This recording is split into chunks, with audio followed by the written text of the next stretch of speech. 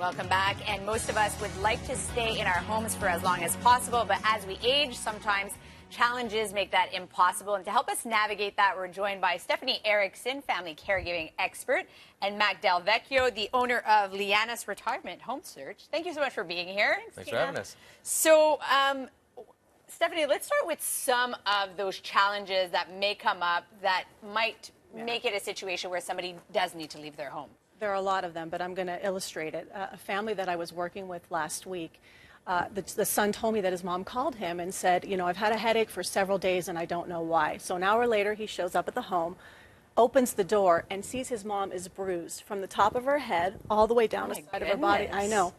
She doesn't remember what happened at all. No recollection. Scary. Exactly. So, of course, she goes to the hospital. But this was a turning point for the family when they realized, okay, mom is no longer safe. Now, she had previously had cognitive problems, so that's one of the reasons why people need to move. Healthcare issues, mobility challenges, which Matt can talk about as well, and just your typical, this house is too much for me, I need to downsize. Okay, so let's talk about some of those mobility challenges, Matt. Yeah, so we call them trigger events sometimes that Stefanie was talking about. You know, if the house becomes too hard to navigate, you got to go up the stairs. Also, senior isolation. Maybe you're lonely. And so these are all little trigger events. Caregiver stress. You have a spouse that's actually getting sick now, trying to take care of a loved one. So those are other trigger events. But mobility is probably the biggest one as to why some people start looking for an alternative where they can just get rid of those stairs and have an easier lifestyle. Yeah. And Stefanie, let's talk about, you know, the psychological process that someone is going through when they have to make that move. I know I've lived it with my grandparents, and it's not always easy. No, my grandmother, in fact, when she was about 85, she started realizing, okay, I want to move to an environment where I'll have nursing care should I need it.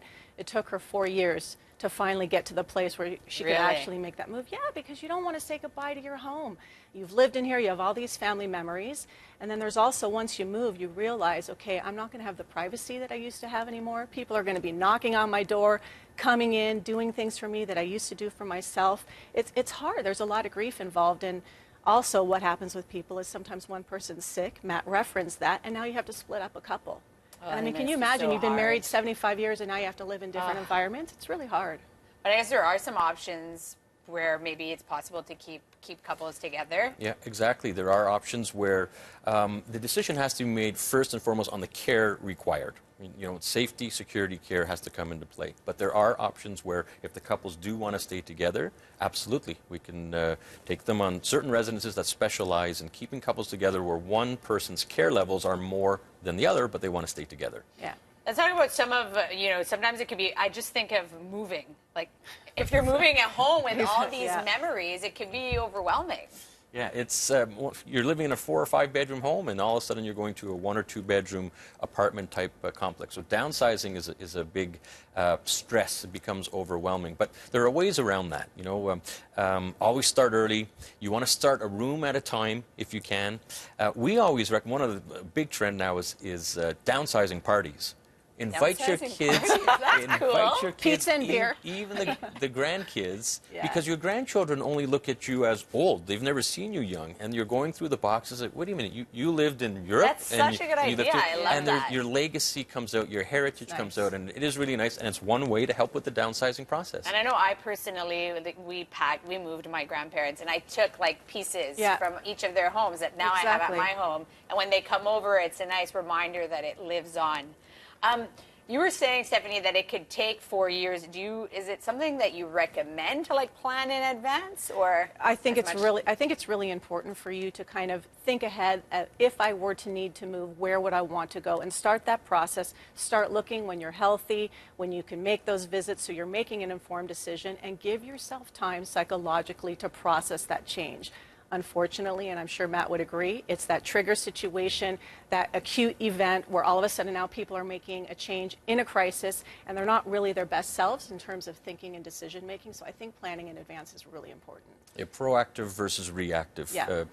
Be proactive. This can 2, 3, 4 years, no problem. I got a call last Thursday night from a panicked daughter.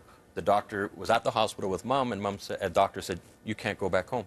You need to be in a residence. That's crisis mode. That's emotional. It's overwhelming. You need to make decisions. So try to be as proactive as you can. Before that happens. Yes. And so we should say that Lianas is a free service that people could use? It's a free service. You call us. We do an assessment. We take you on tours. We narrow down. There's 800 residences just in Montreal. So we want to narrow that down to the top 2 or 3 that would be ideal. We go on tours, and hopefully we find the right residence for mom or dad. All right. Stefanie, Matt, thank you so much for Thanks, the Tina. advice. Some great Thank advice. Hopefully people don't find themselves in that situation of high stress where they have no choices and plan in advance. Okay, stay with us. We have plenty more BT coming up next.